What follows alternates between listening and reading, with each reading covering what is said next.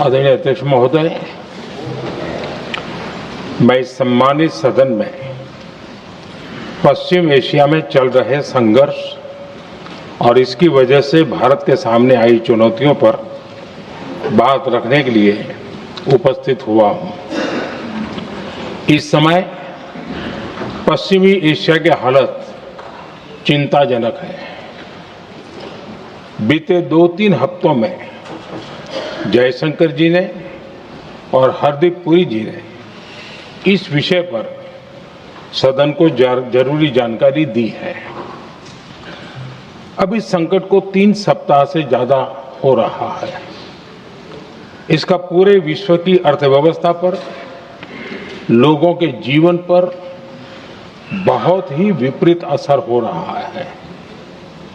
इसलिए पूरी दुनिया इस संकट के जल्द से जल्द समाधान के लिए सभी पक्षों से आग्रह भी कर रही है। अध्यक्ष महोदय, भारत के सामने भी इस युद्ध ने अप्रत्याशित चुनौतियां खड़ी कर दी हैं। ये चुनौतियां आर्थिक भी हैं, नेशनल सिक्योरिटी से जुड़ी भी हैं और मानवीय भी है। युद्धरत और युद्ध से प्रभावित देशों के साथ भारत के व्यापक व्यापारिक रिश्ते हैं। जिस क्षेत्र में युद्ध हो रहा है वो दुनिया के दूसरे देशों के साथ हमारे व्यापार का भी एक महत्वपूर्ण रास्ता है। विशेष रूप से कच्चे तेल और गैस की हमारी जरूरतों का एक बड़ा हिस्सा यही क्षेत्र पूरा करता है। हमारे लिए ये रीजन एक और कारण से भी अहम है। लगभग 1 करोड़ भारतीय खाड़ी देशों में रहते हैं और वहां काम करते हैं। वहां समंदर में जो कमर्शियल शिप चलते हैं उनमें भारतीय क्रू मेंबर्स की संख्या भी बहुत अधिक है। ऐसे अलग अलग कारणों के चलते भारत की चिंताएं स्वाभाविक रूप से अधिक है। इसलिए ये आवश्यक है कि भारत की संसद से इस संकट को लेकर एक मत और एकजुट आवाज दुनिया में जाए।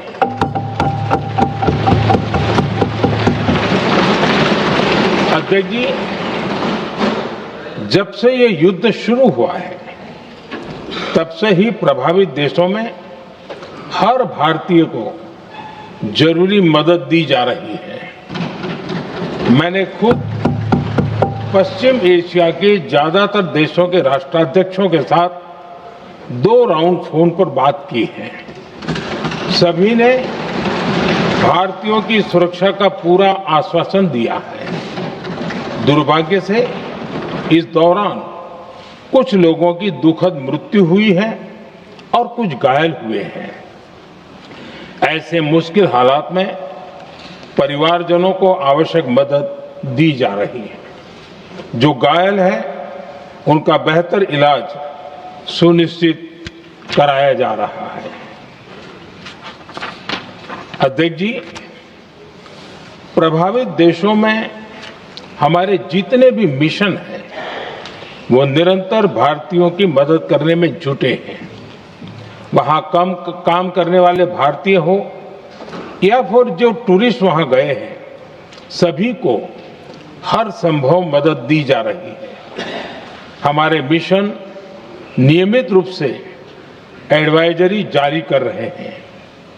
यहां भारत में और अन्य प्रभावित देशों में 24/7 कंट्रोल रूम और आपातकालीन हेल्पलाइन स्थापित की गई है।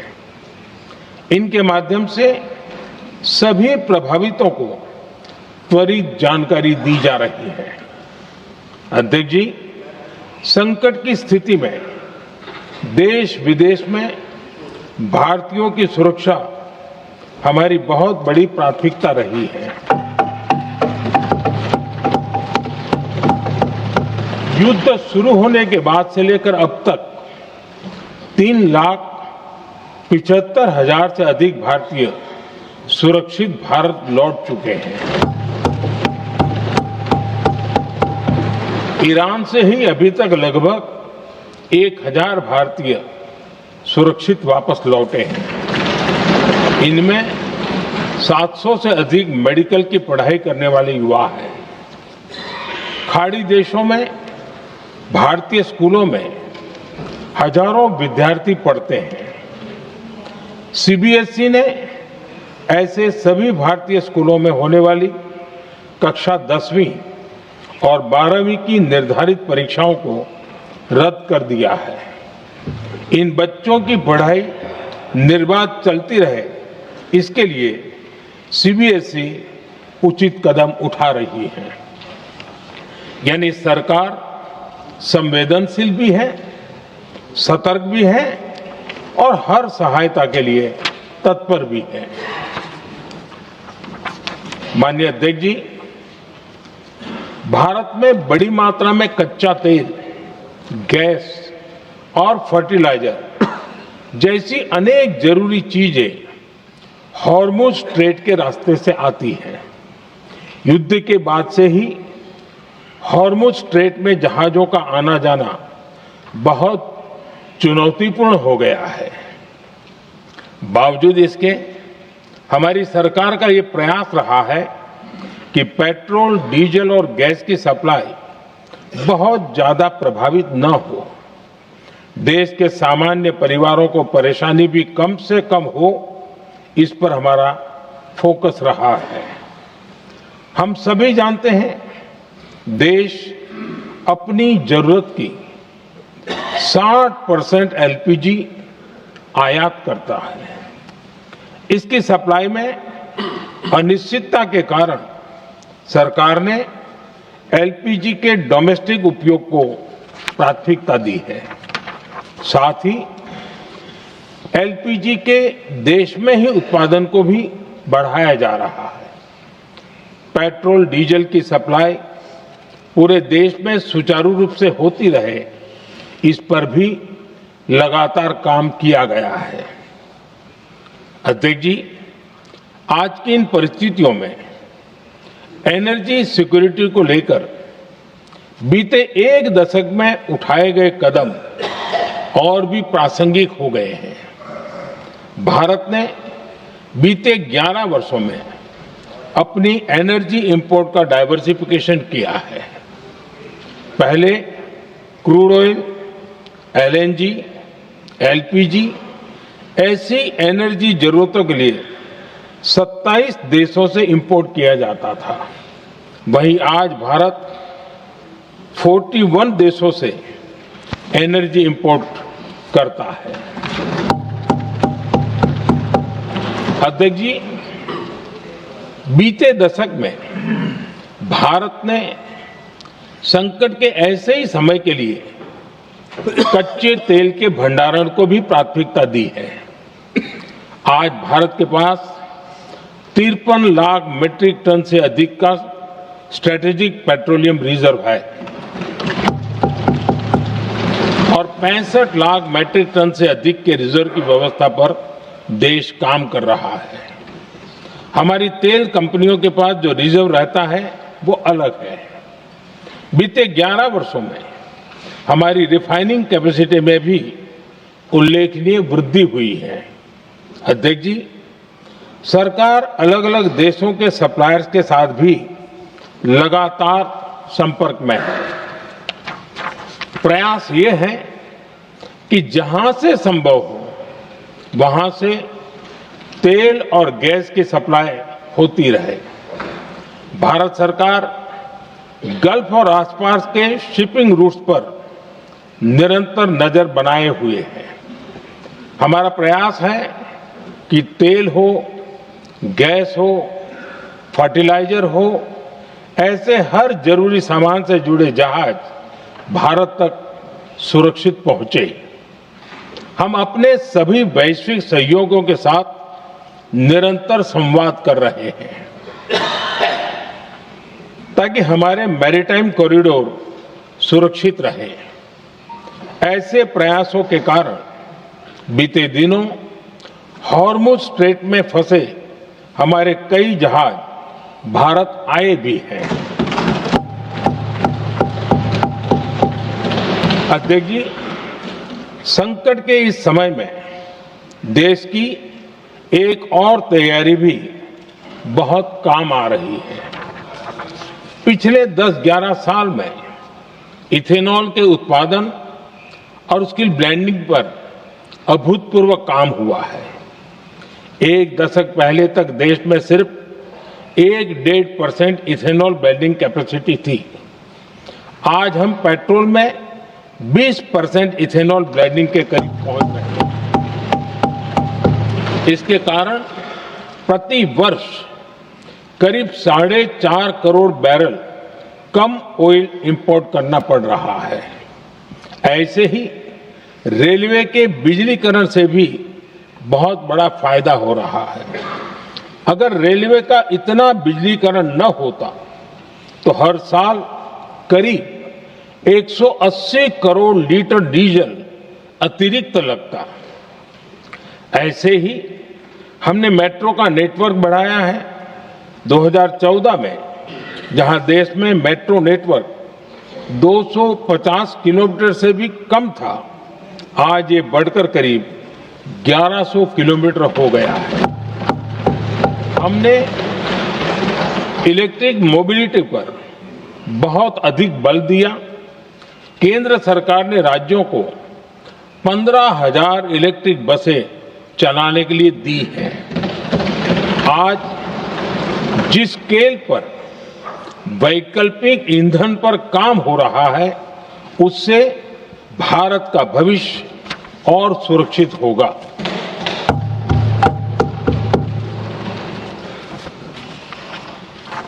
आदरणीय अध्यक्ष जी, हम जानते हैं कि एनर्जी आज इकोनॉमी की रीढ़ है और ग्लोबल एनर्जी नीड्स को पूरा करने वाला एक बड़ा सोर्स वेस्ट एशिया है।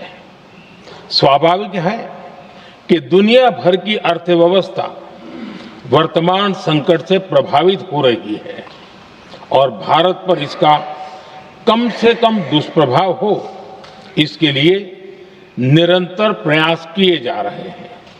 सरकार इसके शॉर्ट टर्म, मीडियम टर्म और लॉन्ग टर्म ऐसे हर असर के लिए एक रणनीति के साथ काम कर रही है। आज भारत की इकोनॉमी के फंडामेंटल्स मजबूत है। इससे भी देश को बहुत मदद मिली है। हम हर सेक्टर के स्टेक होल्डर्स के साथ चर्चा कर रहे हैं। जहां भी जरूरत है उस सेक्टर को आवश्यक सपोर्ट दिया जा रहा है। भारत सरकार ने एक इंटर मिनिस्ट्रियल ग्रुप भी बनाया है। ये ग्रुप हर रोज मिलता है और हमारे इंपोर्ट एक्सपोर्ट में आने वाली हर दिक्कत का आकलन करता है और ये ग्रुप आवश्यक समाधान पर भी निरंतर काम करता है। मुझे पूरा भरोसा है कि सरकार और इंडस्ट्री के साझा प्रयासों से हम परिस्थितियों का बेहतर सामना कर पाएंगे। माननीय अध्यक्ष जी, एक बड़ा सवाल ये है कि युद्ध का खेती पर क्या प्रभाव होगा। देश के किसानों ने हमारे अन्न के भंडार भर रखे हैं, इसलिए भारत के पास पर्याप्त खाद्यान्न है। हमारा ये भी प्रयास है कि खरीफ सीजन की ठीक से बुआई हो सके। सरकार ने बीते सालों में आपात स्थिति से निपटने के लिए खाद की पर्याप्त व्यवस्था भी की है। अतीत में भी हमारी सरकार ने दुनिया के संकटों का बोझ किसानों पर नहीं पड़ने दिया था। कोरोना और उस समय के युद्धों के दौरान उस समय भी ग्लोबल सप्लाई चेन में डिस्ट्रप्शन आ गई थी। दुनिया के बाजार में यूरिया की एक बोरी 3,000 रुपये तक पहुंच गई, लेकिन भारत के किसानों को वही बोरी 300 रुपये से भी कम कीमत में उपलब्ध कराई गई। अध्यक्ष जी, देश के किसानों को इस प्रकार के संकटों से बचाने के लिए भी बीते वर्षों में अनेक कदम उठाए गए हैं। पिछले एक दशक में देश में 6 यूरिया प्लांट शुरू किए गए हैं। इससे सालाना 76 लाख मैट्रिक टन से अधिक की यूरिया प्रोडक्शन कैपेसिटी जुड़ी है। इस दौरान डीएपी और एनपीकेएस जैसी खाद का घरेलू उत्पादन भी करीब 50 लाख मैट्रिक टन बढ़ाया गया है। इतना ही नहीं, तेल और गैस की तरह खाद के आयात को भी डाइवर्सिफाई किया गया है। ऐसे ही डीएपी और एनपीके के आयात के लिए भी हमने अपने विकल्पों को विस्तार किया है। अध्यक्ष जी, सरकार ने देश के किसानों को made in India nano urea का विकल्प भी दिया है। सरकार किसानों को प्राकृतिक खेती के लिए भी प्रोत्साहित कर रही है। पीएम कुसुम योजना के तहत किसानों को 22 लाख से ज्यादा सोलर पंप दिए गए हैं। इससे भी डीजल पर उनकी निर्भरता कम हुई है। मैं सदन के माध्यम से देश के किसानों को विश्वास दिलाता हूं कि सरकार किसानों की हर संभव मदद करती रहेगी। आदरणीय अध्यक्ष जी, युद्ध का एक बहुत बड़ा चैलेंज ये भी है कि भारत में गर्मी का मौसम शुरू हो रहा है। आने वाले समय में बढ़ती गर्मी के साथ बिजली की डिमांड बढ़ती जाएगी। फिलहाल देश के सभी पावर प्लांट्स के पर्याप्त कोल स्टॉक्स उपलब्ध है। भारत ने लगातार दूसरे साल 100 करोड़ टन कोयला उत्पादन करने का रिकॉर्ड बनाया है। पावर जनरेशन से लेकर पावर सप्लाई तक के हमारे सभी सिस्टम की निरंतर मॉनिटरिंग भी की जा रही है और सरकार की तैयारियां उसको रिन्यूएबल एनर्जी से भी मदद मिली है।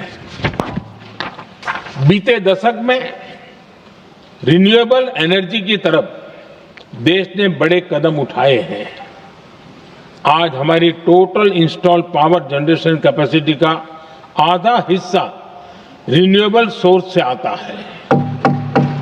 हमारी कुल रिन्यूएबल क्षमता आज 250 गीगावाट के ऐतिहासिक आंकड़े को पार कर गई है।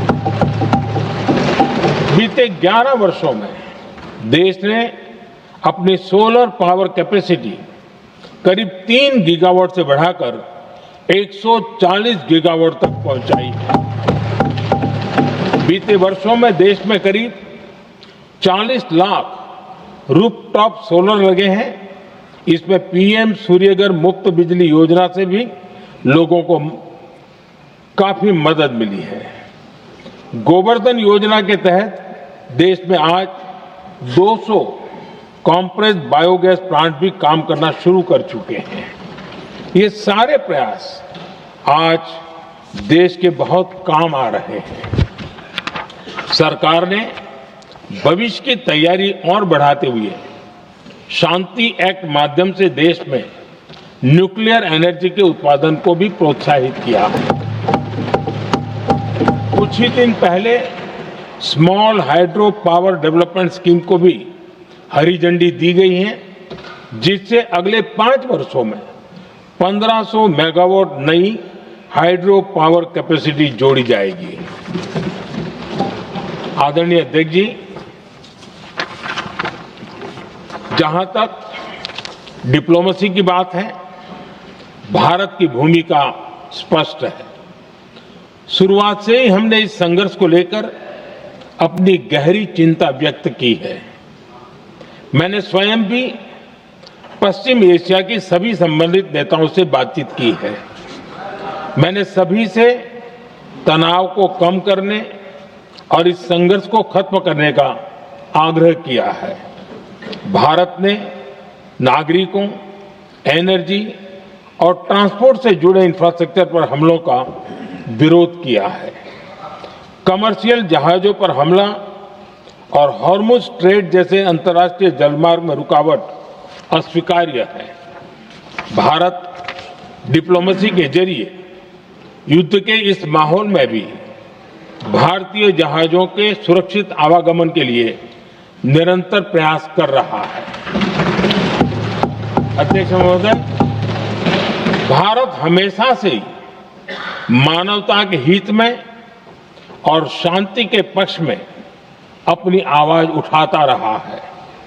मैं फिर कहूंगा कि बातचीत और कूटनीति ही इस समस्या का समाधान है। हमारे हर प्रयास तनाव को कम करने, इस संघर्ष को समाप्त करने के लिए है। इस युद्ध में किसी के भी जीवन पर संकट मानवता के हित में नहीं है। इसलिए भारत का प्रयास सभी पक्षों को जल्द से जल्द शांतिपूर्ण समाधान के लिए प्रोत्साहित करने का है। अध्यक्ष जी, जब ऐसे संकट आते हैं तो कुछ तत्व इसका गलत फायदा उठाने की कोशिश भी करते हैं। इसलिए कानून व्यवस्था सुनिश्चित करने वाली सभी एजेंसियों को अलर्ट पर रखा गया है। कोस्टल सिक्योरिटी हो, बॉर्डर सिक्योरिटी हो, साइबर सिक्योरिटी हो, स्ट्रेटेजिक इंस्टॉलेशंस हो, सबकी सुरक्षा को और मजबूत किया जा रहा है। अध्यक्ष जी, इस युद्ध के कारण दुनिया में जो कठिन हालात बने हैं, उनका प्रभाव लंबे समय तक बने रहने की आशंका है। इसलिए हमें तैयार रहना होगा, हमें एकजुट रहना होगा।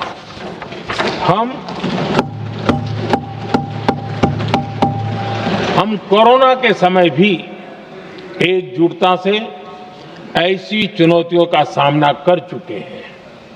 अब हमें फिर से उसी तरह तैयार रहने की आवश्यकता है। धीरज के साथ, संयम के साथ, शांत मन से हमें हर चुनौती का मुकाबला करना है और यही हमारी पहचान है, यही हमारी ताकत है। और हां, हमें बहुत सावधान और सतर्क भी रहना है। हालात का फायदा उठाने वाले झूठ फैलाने का प्रयास करेंगे, ऐसे लोगों की कोशिशों को सफल नहीं होने देना है। मैं देश की सभी राज्य सरकारों से भी इस सदन के माध्यम से आग्रह करूंगा, ऐसे समय में कालाबाजारी करने वाले, जमाखोरी करने वाले एक्टिव हो जाते हैं। इसके लिए कड़ी मॉनिटरिंग जरूरी है। जहां से भी ऐसी शिकायतें आती हैं, वहां त्वरित कार्रवाई होनी चाहिए। देश की हर सरकार और देश का हर नागरिक जब मिलकर चलेंगे तो हम हर चुनौती को चुनौती दे सकते हैं। इसी आग्रह के साथ मैं अपना वक्तव्य समाप्त करता हूं। बहुत बहुत धन्यवाद।